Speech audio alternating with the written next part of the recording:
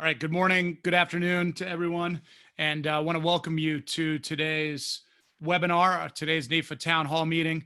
Excited to have you here. We've got lots and lots of great information. I'm excited to have Dave Resseguie here with us, and I'll talk more about Dave as we go. But for those of you who I haven't had the pleasure of meeting, my name is Brock Jolly. I currently serve as the treasurer of NAIFA, and on behalf of the entire executive committee, the Office of the President, starting with Cammie Scott on down the line, I want to welcome everyone here today.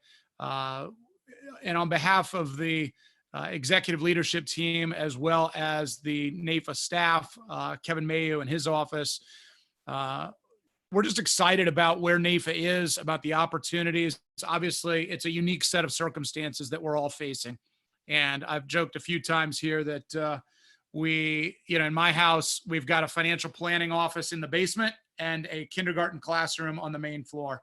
And so I know all of you are not too different from that. We've all got our challenges, but I think also we've got opportunities. And I'll tell you, one of the things that Dave Resseguie, who's going to be talking today, is just a master of is finding opportunities in crisis and maybe finding the gratitude in situations that don't seem like we should necessarily be grateful for them. So I want to start by turning it over to NAIFA CEO Kevin Mayu, just to talk a little bit about some of the updates from NAIFA, what's going on, not only at Telestar Court and Falls Church, but also around the country, because I'll tell you, there is just lots and lots of really, really good stuff. And every time I MC one of these discussions, I feel like I sound a little bit like a broken record, but I sincerely mean that I am just grateful and thank you for Kevin's continued leadership and just the vision that he has and the way that he is leading this organization,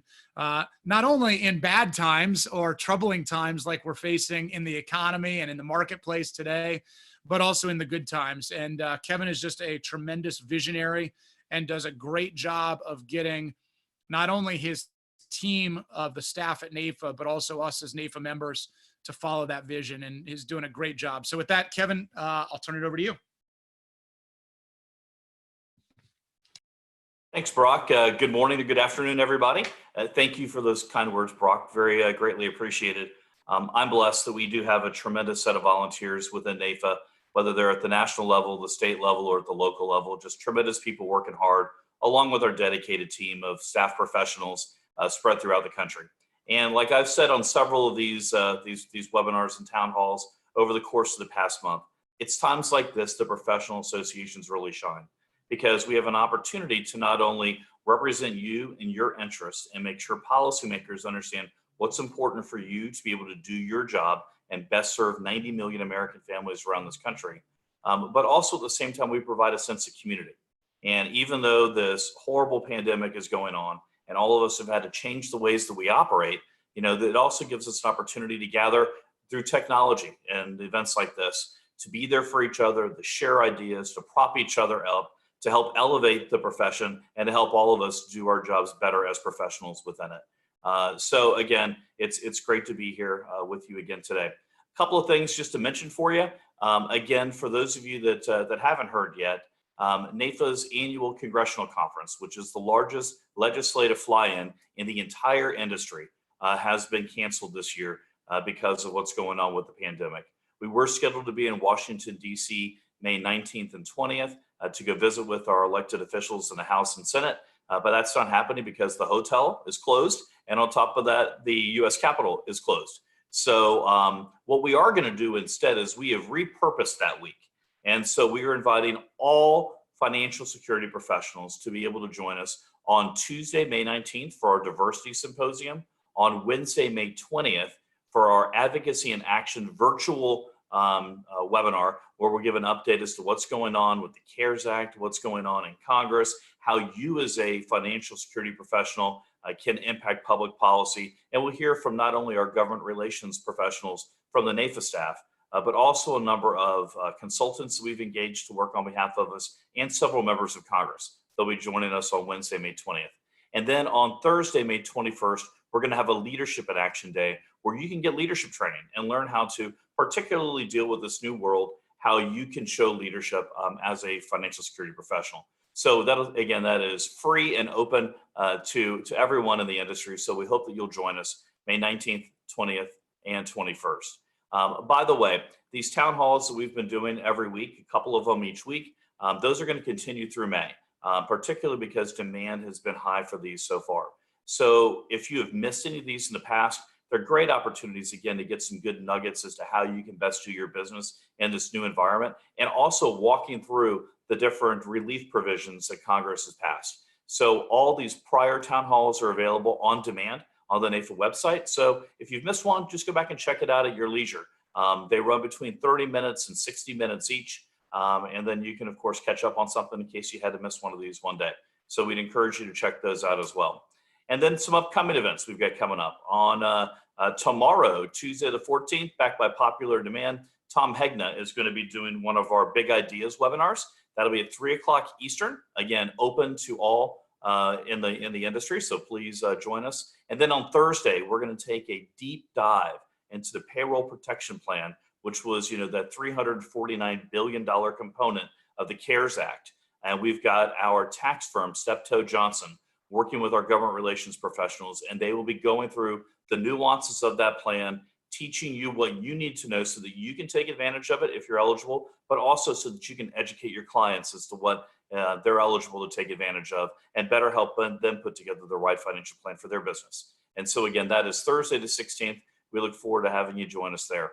On the last time we had one of those very similar 2 weeks ago, we had more than 2,000 people join us. And so we're hoping to see you again tomorrow and then on Thursday. And again, if there's anything you need from your headquarters, please reach out and let us know. While we all might be working virtually, whether it be in the basement of your house like Brock is, or in your condo, or in any other place, we're still here for you 24/7, because that's what we do as your professional association. So back to you, Brock. Perfect. Thanks, Kevin. Really appreciate it. And I would say, like Kevin said, if you haven't had an opportunity, some of the past presenters on the NAFA town halls or the NAFA live events, we've had Tom Hegna, Ryan Pinney, Jamie Hopkins, Van Miller, Bill Cates, lots and lots of really, really good stuff. We understand that, the delivery mechanism that has been NAFA for years and years and years, number one, I think we were a little ahead of the curve, and been doing things like the NAFA live events, but also lots and lots of good opportunities. Those are open, for the most part, those are open to NAFA members and non-members. So please do share the word. As the treasurer of the organization, though, I will put in a pitch that really, really critical, especially in times like this, that we grow NAFA membership. I mean, the promises that we make to our clients are critically important. And if you think that with a $2.2 trillion stimulus package, our elected officials aren't going to be looking for places to grab what they call revenue expenditures and find dollars, you're mistaken. And NAFA just becomes more important than ever. So I will get off the soapbox for a minute, because I know we've got lots of great stuff here coming up with our speaker. So I thought a lot about how to introduce Dave Resseguie. And, as I thought about it, it's really interesting. And I would just start with a question. And that is, did you ever have somebody in your life that you feel like you've known for years, but you'd never actually met? That person for me was Dave Resseguie. For years, I kept hearing about this guy, and I kept seeing his posts on social media. And I knew he literally was connected with hundreds of people that I considered really, really close friends, but I had never met him. And, I sort of developed a complex about it. I was wondering, who is this guy, and why is he hanging out with all my friends and just totally ducking me? And, I even had asked a few mutual connections. I said, who is this guy? Because I keep seeing him everywhere. And finally had the opportunity about a year ago to meet Dave, and we really instantly connected. And, I think a lot of sort of shared philosophies and shared approaches to life. But he really is a breath of fresh air. And I'm excited to share Dave with you today. In our industry, I've found that there are a lot of people who call themselves coaches, and others who continue to make a meaningful difference in the lives of those with whom they work and the clients that they represent. And and Dave Resseguie is really one of those guys. He began his career for those of you who know the industry and have been around for a long while, in a Northwestern Mutual agency in Chicago that just was led by Al Granum years ago, but has produced the likes of Harry Hoopus and Lou Casera and just many, many others. It's a treasure trove of successfully talented people. And Dave is certainly the next in a long line of those leaders. But he spent about 10 years in leadership roles within Northwestern Mutual and Mass Mutual, and in both the Chicago and the South Florida regions. Over the years, he really developed a passion for coaching leadership teams and top performing advisors. And so in April of 2011, he started what he calls his side hustle.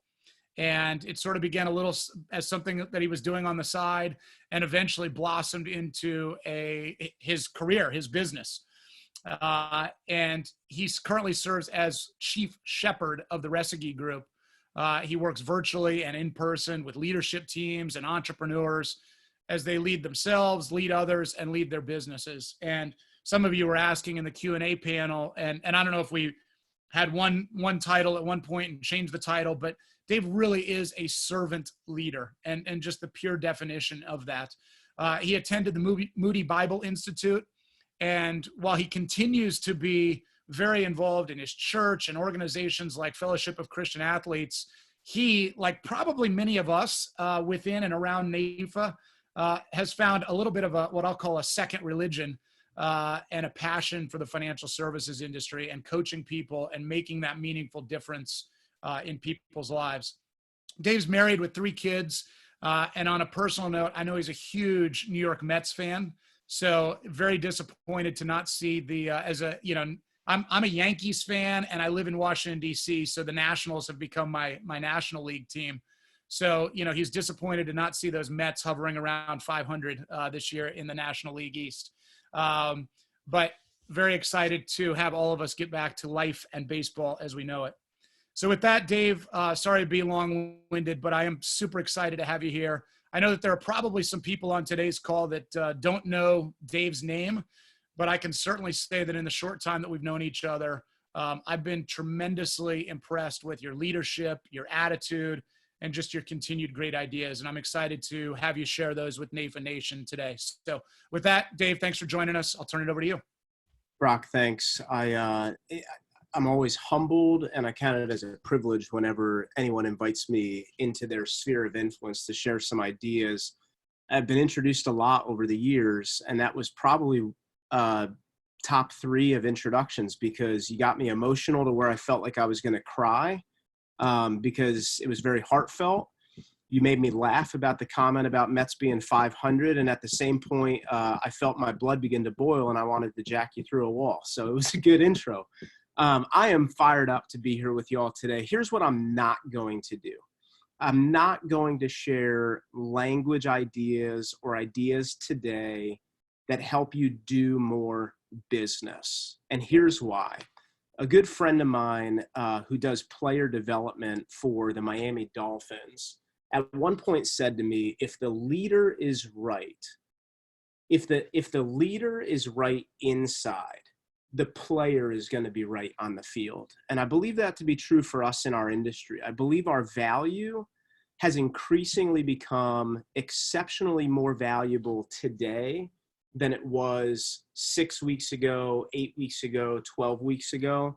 I believe this is a phenomenal opportunity for us to influence and impact more lives.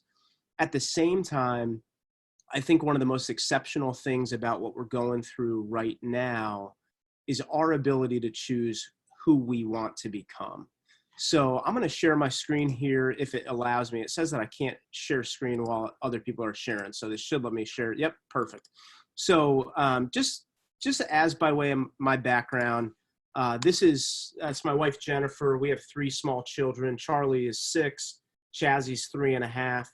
And Cameron just turned 10 months. And so that's my pride and joy right there. Today, we're going to talk about how hindsight is #2020. The value that we often talk about with our clients especially as it relates to any type of permanent life insurance, is that permanent life insurance is always bought with foresight, right? Most people don't make the decision to contribute money into a permanent life insurance program because they value it today. It's always bought because people look ahead with foresight and they think about what they're going to value in the future. It's as if they step into the future and they reflect back with hindsight and have a deeper level of appreciation for what they did over a period of 20 or 30 years. Today, we're going to talk about how hindsight for this specific calendar year truly is 2020. And here's a couple of thoughts, right?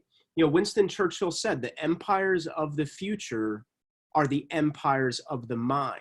We create first in our minds, and then we take the action steps in order to truly create the future.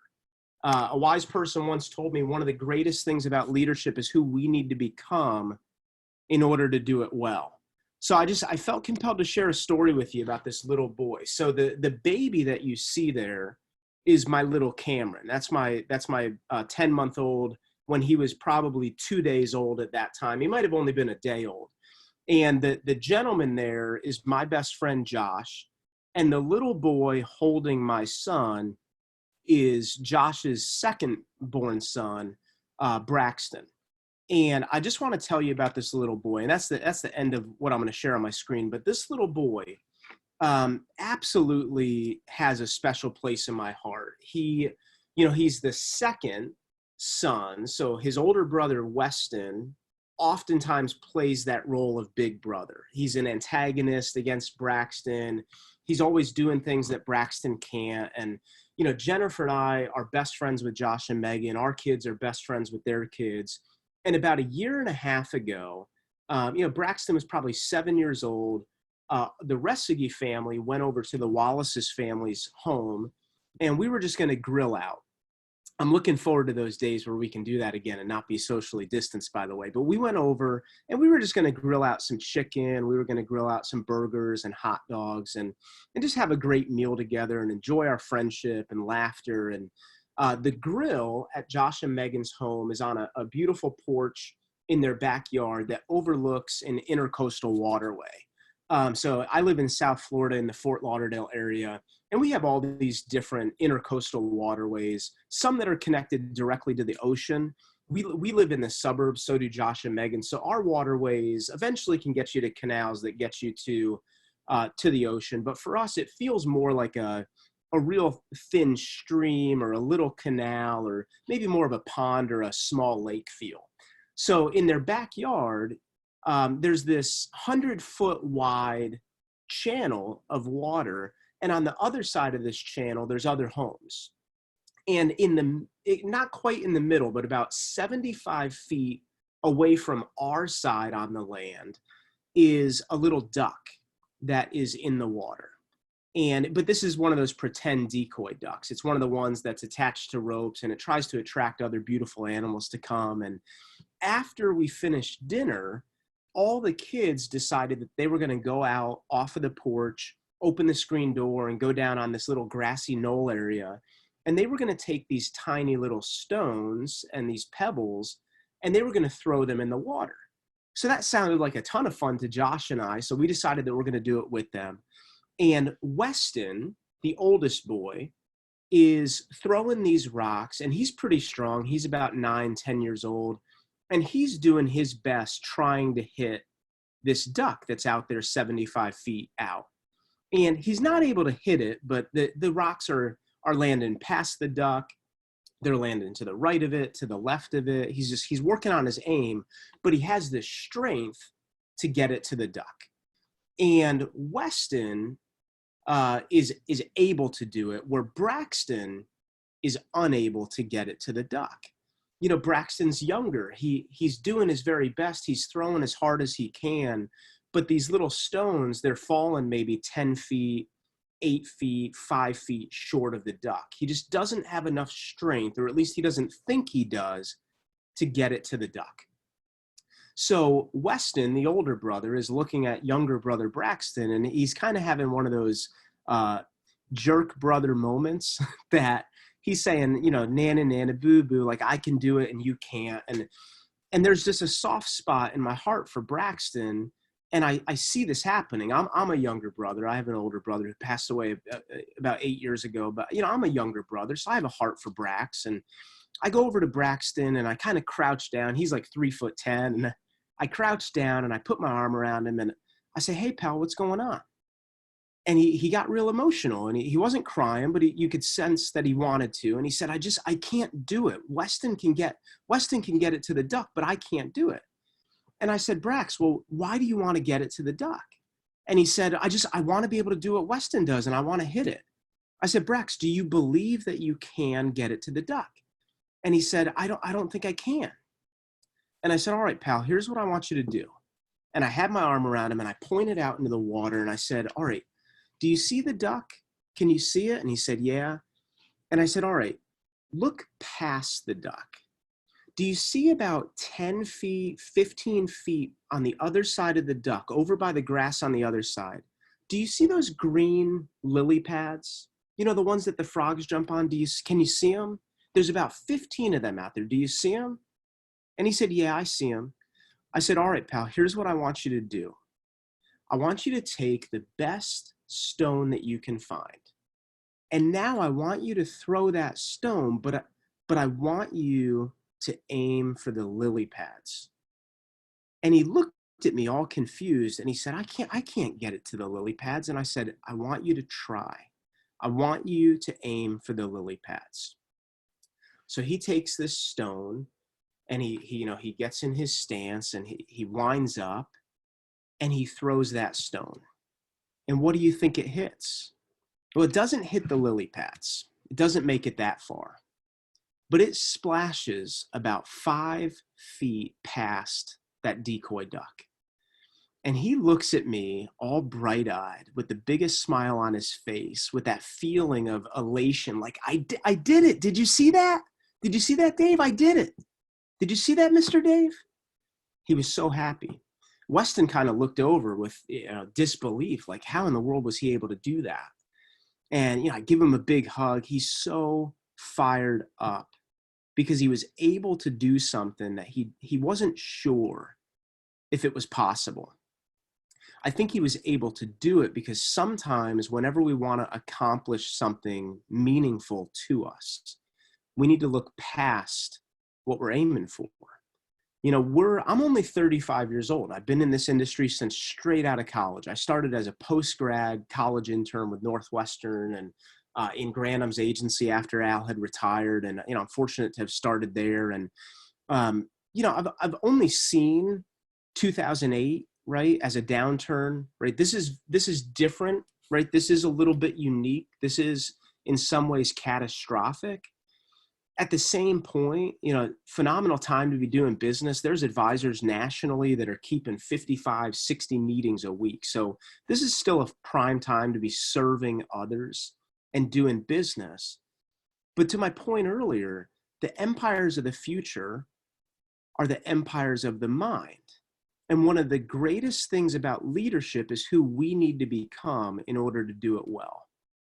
One of the best questions that I've been asked during this time, and one of the questions that I'm doing my best to ask those people that give me the privilege of serving them, whether that be a firm or an individual, is who do you want to become during this time? What is the better version of yourself that when you take the time proactively and with great intentionality, when you take the time now to become who you may not be yet, what does that look like when we're on the other side of this coronavirus? What does that look like when the economy's thriving again, and feels like early February of 2020? So I'm just going to share one very simple idea that my coach shared with me years ago. And again, it has very little to do directly with our practices or with our leadership in our firms. But when the leader is right in here, the way that we live out who we are and the way that we lead our teams and our clients is exceptionally right. Somebody once encouraged me, Dave, take an envelope and self-address it to yourself, put a stamp on it. And on the back of that envelope, just write out, do not open until January 1st of 2021.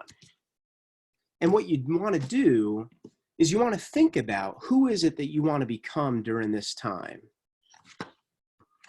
And then just write a thank you letter to yourself. Write out the things that are on your heart, right? So many of us at this point in time, there are registrations that we have always thought about getting, that now is the perfect time to be preparing ourselves for those. There's designations that we've wanted to work toward for those, for these industry designations, CFPs, CLUs, CHFCs, CASTLs, right? There are weight and fitness goals that we have, myself included. There's probably about 15 pounds more that we want to lose. We've already lost 20. There's books that we want to read. Some of us have set a goal that we want to read 2 books a month. Well, there are plenty of people currently that are going to read 24 books, complete 24 books in the short period of time that we go through what we're currently going through, knowing that this is going to pass, but we leverage that time.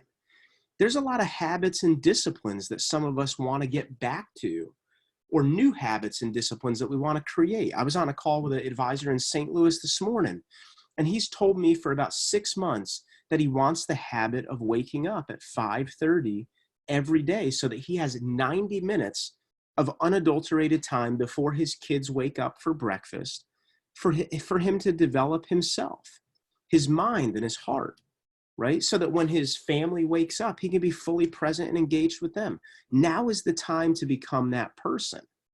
And sometimes what it takes to truly motivate yourself is to tell yourself, thank you, right? When I think about who I want to become, hindsight is 2020, right? People don't necessarily value who they haven't grown into yet. What we value is a desire inside of our hearts and a vision for who we want to become. But if all we do is we say that over the next 2 months, 3 months, we want to have certain things, or we want to accomplish certain things, or we want to do certain things, or we want to become certain things. If we word it in that way, we're still pushing those things further away from us. My mentor, Chuck, one of my mentors has said, believe it or not, you can word your vision in a way that pushes it further away from you as opposed to pulling it toward you. So there was an article in Inc. magazine, I think it was back in 2011. It was by a gentleman named Ari Weinzweig. It was called Step into the Future. But what I believe, one of the best articles ever written about how to craft a compelling vision. So Step into the Future, Inc. magazine, Ari Weinzweig is the author. And it talks about how you want to visualize what you want in the future, but you need to actually step into the future as if you're already living who you want to be, and reflect back on your life as if you already are who you want to become. Here's my encouragement. We're going to leave a few minutes for questions if there are any. I'm going to just finish on this thought. Here's my challenge to you today. Take out a piece of your stationery or a little note card or a yellow legal pad. Write a thank you note to yourself, thanking yourself for actually becoming the woman or man that you want to be. And date it today's date. Put it in a self-addressed envelope. On the back of that envelope, put do not open until January 1st, 2021. Put a stamp on it, seal that envelope, and give it to someone that you respect. And you know what, maybe before you actually seal the envelope, right? I haven't sealed mine yet. Give it to that person that you respect, that you know is going to hold you capable, and encourage them to read it. When you go public on things that are important to you, they tend to carry a lot more weight and strength. There's unity when there's 2 or 3 people leveraged behind you that can hold you capable. They can hold that mirror up to you to make sure that you've aligned your actions and your intentions. Let them read it. Let them seal it. make sure it's someone who's responsible enough to set a reminder in their calendar for, business close of 2020, and a reminder for them to actually mail it to you. And you'll get this in the mail, and you'll open it on January 2021, January 1st, 2021. And one of two things is going to happen. You're either going to be a little bit disappointed because you didn't do the things that you wrote in that letter. And that letter that you wrote to yourself might just be that kick in the pants that you need to actually get your butt in gear in 2021. Or just like my buddy Braxton, you're going to feel a sense of joy and accomplishment because you took the steps today in the midst of one of the biggest blessings that we could ever be given in our lives, the blessing of a pause. And you became who you wanted to become. So with that, I'll share my screen in final. If there are any things that we can do to just add value by encouragement to you, we'd welcome those opportunities. The simplest thing that I think we could do is connect with us on social media. Like Brock said, we always want to show gratitude and encourage others. We've been putting on industry webinars that are absolutely no cost to the industry. We do have one coming up. It formatted a little funny here, but this Wednesday at 12 to 1:15, Chuck Downs, John Garrity, Jim Effner, myself, we're going to be sharing some ideas.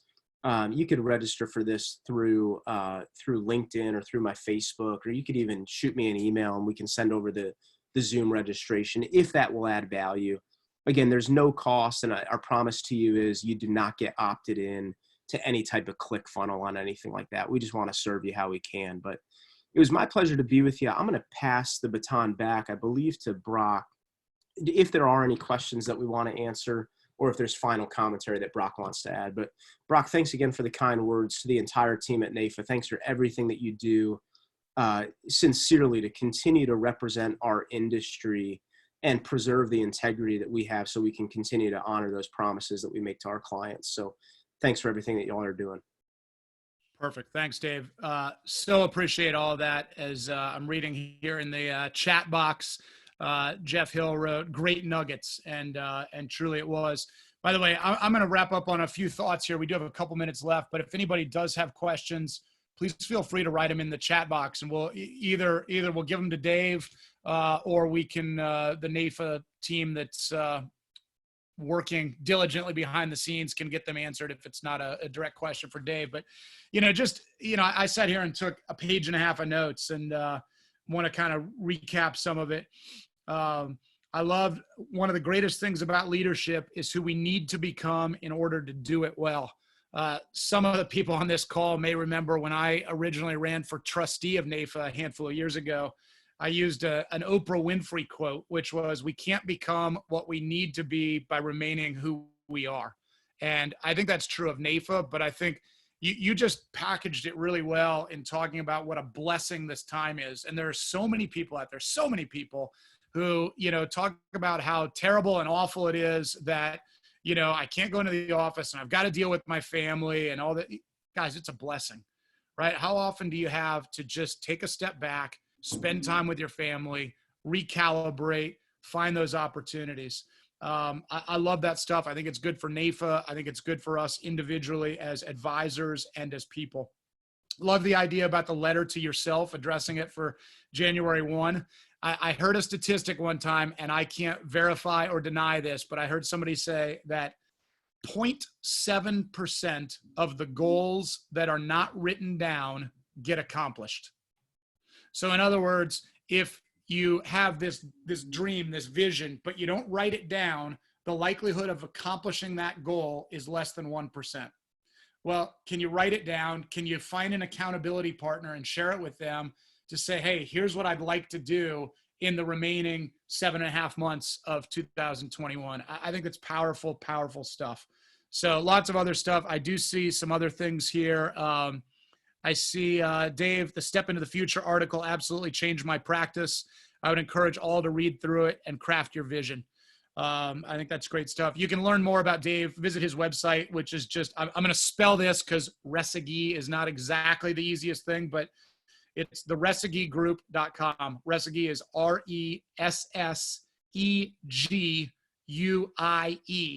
And if you're troubled by that, his name is underneath his picture on the screen. So just the ResseguieGroup.com. Check out his website. Lots and lots of great stuff. I would also suggest, whether it's for you, for your company, your firm, your agency, as well as for NAIFA events that we're hosting around the country. If you're looking for a speaker or you're looking to grow personally, professionally, Dave is just a great resource, and I would highly encourage you to put Dave at the top of your list, because I think he can really make a meaningful impact for all of you. Suzanne has been kind enough to put the website in the chat box as well. I hear, Dave, if you can unmute here a second. It says one question received was, what is the chart behind Dave? So if you're willing to divulge those secrets, you can maybe talk about what's behind you there. Yeah. So one of my favorite authors is a gentleman named Jon Acuff, Jon, and then Acuff is Acuff. And he wrote a book called Finish a few years back. It really talks about how the enemy of completion is perfectionism, right? So, and I tend to be a perfectionist, and a lot of times that can cripple me from taking the very first best step.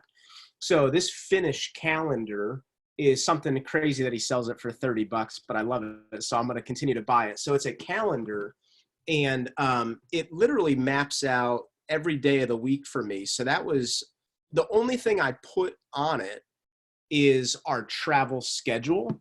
My goal coming into 2020 was to impact our industry and be somewhere once a week. We don't travel more than 2 days a week, and we're changing that. What this coronavirus has done for the Resseguie Group and the Resseguie family is just, it reminded me that I don't want to get on a plane as much as I had been prior to this. So instead of doing a talk a week, I kind of want to do 1 or 2 a month. Although, I love making an impact, and if the family travels with me, I guess we'll do more. But we're not comfortable with that just yet. So this was my reminder. Let's just make sure that there are boxes on every single week. I need to make some adjustments on that because some of that's moved, but phenomenal resource. You can't really download it online because it prints out like this, but it's well worth it if you like keeping stuff like that in front of you. Perfect. Thanks, Dave. Yeah, sure. And I see Suzanne on top of her game there. Just the website links are in the chat box.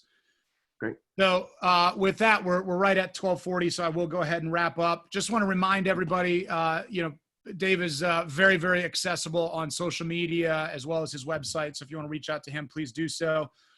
Please be sure to join us tomorrow for the Tom Hegna Big Ideas event.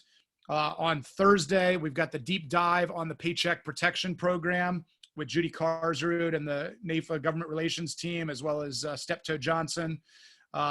Deirdre Van Nest is a week from today, talking about crazy good talks in a virtual world.